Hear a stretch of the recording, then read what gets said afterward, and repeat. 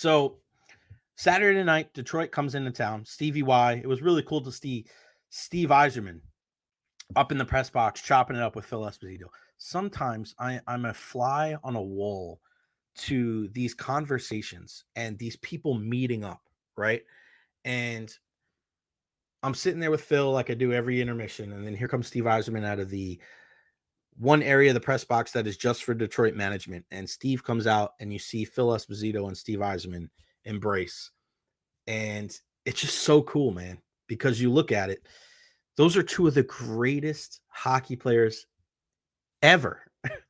And they're just like right in front of me, and they're smiling and laughing. And Phil's not like that with everybody, right? Phil is not like that with everybody. But those two guys talking about the Lightning and talking about how good the Red Wings have been playing as of late, that was really cool. After the first period, you look at it, the Lightning are up 1-0, but Detroit is pushing and pushing. And the last 6-7 minutes, you're watching in that first period, you're going, it's just inevitable that the Red Wings find the back of the net. And then they take a penalty early on in the second period, and then the Lightning put their foot on the gas and did not let up. 4 goals in the second period. They end up winning the game 5-1. Some pretty goals, too, from the Bolts. When you look at Nikita Kucherov's goal where he dangled through the entire defense, made Kane and DeBrincat look bad before he lasered a shot over the glove of Cam Talbot. And then another one down low where Cam Atkinson made like a behind-the-back pass behind him to Mitchell Chafee in front, and he was the one who was able to flip it top shelf to give the Lightning another goal. I thoroughly enjoyed the way that the Tampa Bay Lightning were able to answer the bell after a tumultuous end of the first period. And I want to take you, this is the difference, that this is the kind of thing that you're going to get here on the Recher podcast that you're not going to get anywhere else, anybody else that's live on the radio, any other podcast, because I am there. I am in the locker room. I am part of these conversations of who we're going to talk about in the locker room. It's different with the Bucks, right? It's different with the Bucks and the Rays. Everybody's in the locker room. For the Lightning, the media, usually headed by our guy Ed Encina, the head of the Pro Hockey Writer Association for Tampa Bay Times. Ed joins us every Thursday. But it's usually between Ed and Eric Erlinson. Like, who are we going to speak to after every Tampa Bay Lightning game? Now, it's a given that John Cooper is going to speak. And it's usually a guy that had some impact on the game. And we're talking about after wins. After losses, unless a guy making an egregious mistake or a guy scored a milestone goal, it's usually the veterans. Like you'll hear from a Hedman, a McDonough, a Glendening, things like that. Like longtime vet in the league, defensive guy. Like they'll speak for the team kind of thing. And I always have so much respect for guys like that. Like Stammer spoke pretty much after every loss. McDonough pretty much after every loss. Like Heddy's the same way. Like that's the great thing about some of these leaders inside the Tampa Bay Lightning locker room. But after a win, we speak to the guy who scored the game-winning goal, or the guy who had a couple of assists, or the guys who have reached a milestone. So we see on Saturday night that his assist on Darren Radish's goal was Nikita Kucherov's 600th assist.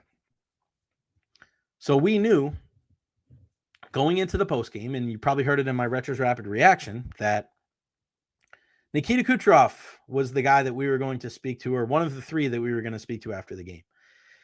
And if you know anything about this Tampa Bay Lightning team and anything about Nikita Kucherov, is that those are usually very interesting conversations to be had.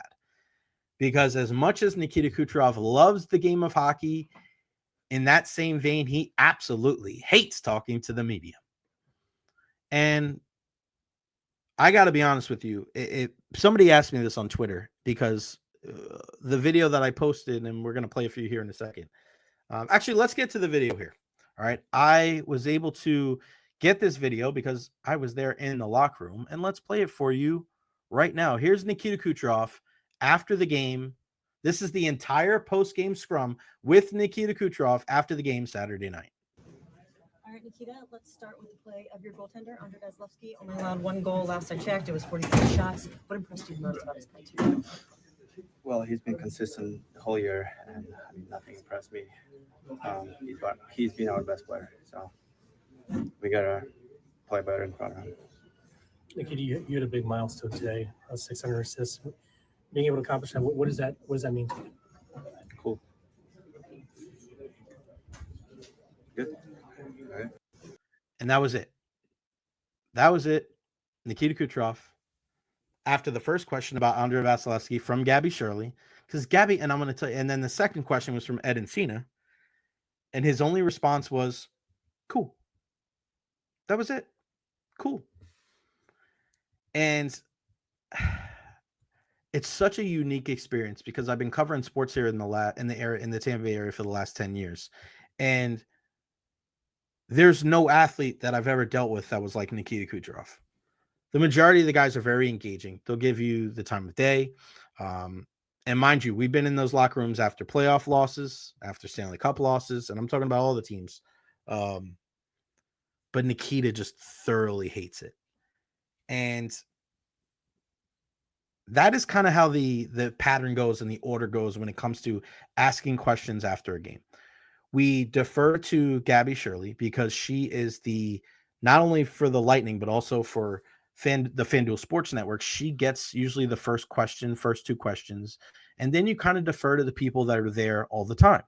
So it'll be an Eric Erlinson, or it'll be Ed Encina, or it'll be our guy, Ben Pierce, the Lightning beat writer. It's usually one of those four people. And I kind of hold myself in that same vein, maybe not more than those four guys, but I think because that's their lone job is the Tampa Bay Lightning. I kind of fit into that bottom end of the first tier, top end of the second tier kind of thing where I'll step in at times. I might ask the first question to a guy like John Cooper because it's a little different. But in that scenario, nobody stepped in after Ed's question. And why? It's because we're used to the Nikita Kucherov press conferences and post-game scrums. And I don't know whether it's a fault of the local media or a fault of Nikita Kucherov. You kind of understand what the relationship is and how the questions are going to go. And for me, I haven't asked Nikita Kucherov a post-game press conference question in probably 6 years. Now, he doesn't speak all the time, only a handful of times a year. But there was one time after a game where I asked Nikita Kucherov, and somebody asked me this on Twitter the other night, has he always been like this? Well, I asked Nikita one time and I said, hey, you guys were down 3 in the second period. You guys showed a lot of resiliency fighting back. And Nikita answered, resiliency, I don't know what that word means. Next question. And I was like, okay. Not only did I just not use the word like by itself, I also kind of like explained it. So even if there was a little bit of a language barrier or he didn't know the word, which I didn't totally believe, I thought I did a good job of kind of like leaving it open, and he didn't bite. And then 2 questions later, Eric Erlinson asked a question and he just says, next question.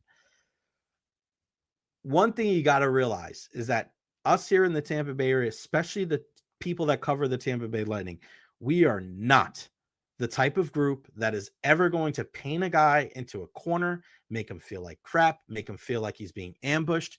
Not in the least, not in the slightest have I ever seen that when it comes to this current group of the Tampa Bay Lightning media. But there's a back and forth, right? There's also like a hesitancy now, knowing that Nikita doesn't want to do it. You want to get the quote because, listen, it's part of the gig. I know people are out there saying, like, why are they making him talk? Like, this is what happens. This is the relationship that you have with these athletes. So you hear these things, right? You love hearing these. A lot of people like that kind of stuff. They like hearing Nikita for 30 seconds. Well, that doesn't happen if he doesn't speak to the media at all. Like, we get some great clips here in the Tampa Bay area. And nobody's trying to make him feel bad. Nobody's putting him in a position where he's having to answer a question where it's like, ha, got you. But still, I mean, the fact that Eric didn't ask a question, Ed didn't follow up, Gabby didn't follow up, I didn't ask her a question. We kind of like understand the nature of the beast. And I do feel a little bad because even though there's a lot of fans out there that love it, there's also like, I would love to know a little bit more about Nikita Kucherov. I would love to know a little bit more about what makes him tick, because he's not a bad guy. I got to admit, I was pissed at the first time when he said next question, but I got over it because it's just, that's who he is. If you remember back 2 years ago in Toronto for the All-Star game, I got a chance to talk to Nikita Kucherov in the press conference, and he was a lot more articulate and a lot more loquacious. I spoke to him 3 years ago. I think it was down in South Florida for the All-Star game, and he was a little more guarded. But in Toronto, I was the first person there. And I said, "Hey, Kuch." I said, "Hey, what's up?" And then I asked him a question about what it meant to represent Tampa Bay and the Lightning. And he gave a nice long response. He kind of understood, like, all right, it's the nature of the beast. I got to do this. And he had a much better disposition about it. And I got to be honest with you, every single time I see Nikita Kucherov, whether it's walking, around the building, and every time I say hi to him, he always says hello. He doesn't really engage into much of a conversation, but he's always very respectful. He's very quiet. He's very, aloof and to himself. And I think over time I've just learned, like, that's who Nikita Kucherov is.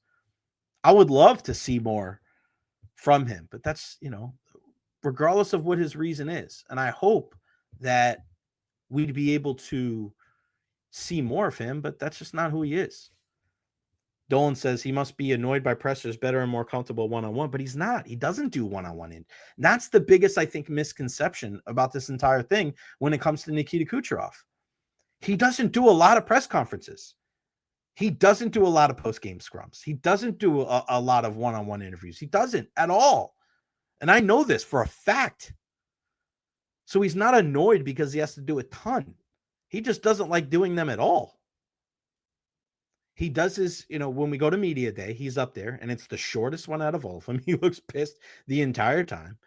And we only really ask for him, and he only really speaks in post-game scrums after a historic night. You got to talk to him after Saturday night. 600th assist, highlight reel goal, big win over Detroit. Like, he's an assistant captain. Like, he probably speaks the least amongst captains or assistant captains in the entire league.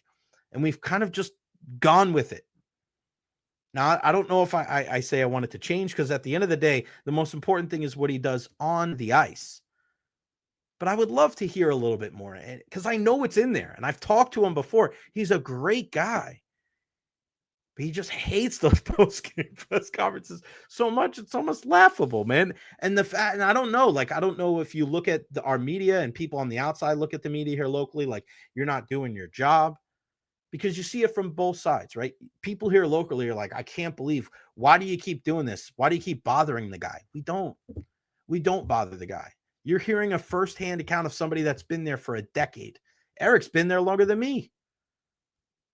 He didn't ask a follow-up question to Kucherov because he understands. We're not trying to poke the bear. We're not trying to make the guy feel bad, but we're trying to do a job here to make sure that he speaks a little bit. And that's the other thing. He doesn't like speaking about himself. That's why the answer that he gave about Andrei Vasilevsky was a lot more thorough than the answer that we got about himself. It's going to be 1 and 2 word answers. But be careful what you hear about Nikita Kucherov that isn't true and that you're not getting from people that are in there all the time. Because you'll get people in there every once in a while, and they'll say Kuch is like this, Kuch is like that. That's not true. People that are only in the locker room every once in a while, or people that don't cover him or cover the team on the daily basis, they're not going to be able to give you the insight of why Nikita Kucherov is the way he is. I feel like I'm one of the people that have been covering this team for a decade. Nobody more than Eric Erlandson, nobody more than the Lightning PR guys that are around him all the time. I feel like I'm at a point in my career where I can tell you about that relationship with him, because it's more than most, but it's still a small percentage. I still don't know the hell Nikita Kucherov is. And I've kind of come to the point where it's just like, hey, that's the way it is. Go out there, keep performing on the ice. And I think we'll just deal with the lack of connection with the media. I mean, I'd love to talk to him after his career is done. I would love to have a one-on-one conversation with him. Why are you the way you are when it comes to the media? Are you afraid that we were going to make you look bad or take something out of context, or you just don't like being in the media like that? I don't know. Maybe one day we'll find out. Dolan says, wonder if we spoke to him in Russian, he'd be different. Maybe. I doubt it. And David Terry with the ultimate Captain Obvious. Maybe if you gave him a Bud Light before you talk to him. How about one of these? I got one right here, David. Boom. They're not a sponsor of the podcast. Bud Light, if you're interested, I'm definitely in. But this was one of the ones that Kuch was drinking. And I was actually on that Zoom call when he was talking about the number one BS and all this, I was there. I was there. And Nikita Kucherov was the same exact way before that, but you win a Stanley Cup and he lets his guard down. I was there when I think it was the first boat parade. Yeah, first boat parade. And I was there with Jeffrey Vinnick, and it was Killorn and Kucherov, and they were hammered. And it was so much fun. They're like putting their arm around Jeffrey Vinnick. I gotta find that picture. It was beautiful. He loves to have a good time. He's just very guarded. And I don't know. Maybe we'll hear more from Nikita Kucherov, and I can't wait to hear his Hall of Fame speech because he'll be in the Hall of Fame one day. That is for sure. So good to see the Lightning win that game Saturday night at home against the Detroit Red Wings. Back in action tonight. Now, this is something we got to keep an eye on this week when it comes to the Bolts. They play Toronto tonight in Toronto, 7:30 start. They play Montreal tomorrow night in Montreal, 7:00 start. So a back-to-back. I just the schedule this month just absolutely screwed the Bolts. But they found the way to win some games. They're right now in the third playoff spot. I think they're in a good spot when it comes to the standings. But man, you just look at their January schedule. It's murder. So then they have 2 days off. So game tonight, game tomorrow. They're off Wednesday and Thursday. And then they play Friday night, right? Yeah. Then they play Friday night in Chicago and then Saturday night in Detroit. So back-to-backs Monday and Tuesday, back-to-backs Friday and Saturday. And you're looking at these games in Toronto. We know how good they are with their firepower. Austin Matthews and the crew. I'm very interested to see what John Cooper does when it comes to the goaltending situation, because we're getting closer to the Four Nations. We know that Russia doesn't have a team in there, so Vazzy's going to have 2 weeks off. But does he play him tonight against Toronto or tomorrow against Montreal? Montreal with a big win last night. They got that second point in overtime, beating the Rangers. They're behind the Lightning. Toronto, we know, in first place in the Atlantic Division. The way that Coop has done it in the past, he's put Vazzy against, I quote unquote, the weaker team. But is it the weaker team or the team that, like, if you lose to Toronto, you lose to Toronto? And I was talking to Phil Esposito about this the other night. He goes, Jay, you got to play Vazzy in the games that you need to not just win, but to beat the teams that need to be beaten, right? So if you lose Toronto, they're ahead of you anyway, whatever. Are you going to catch them? Maybe, maybe not. But you want to beat Montreal to keep them down. Does it, do you want to play Vazzy against Chicago? You could put Johansson in that game, probably win it. You got to keep Detroit down, because we know even before the game against Tampa on Saturday night, they were playing some really good hockey ever since they made that change behind the bench, putting Tom McClellan in place of Derek Lalonde. So keep an eye on that this week, because I doubt that you see Andrei Vasilevsky playing both games, back halves, both halves of the doubleheader. You're going to see Jonas Johansson, but what game? Or do they surprise everybody and play Vazzy in both? Like, let's say Vazzy plays tonight and tomorrow, knowing that he's got some time off coming up in early February. Certainly something to keep an eye on as we get closer to the game tonight. Puck drop 7:30. Max Crozier recalled from AHL Syracuse. And I know people were looking at him getting sent down and people saying, all right, this means Eric Chernak is coming back. That's not necessarily the case. I wouldn't be surprised if you didn't see Chernak. It wasn't as bad as they initially thought. They were hoping to get him back on this road trip. But Julien Brisebois is doing something very smart with the salary cap and only really rocking with 6 healthy defensemen.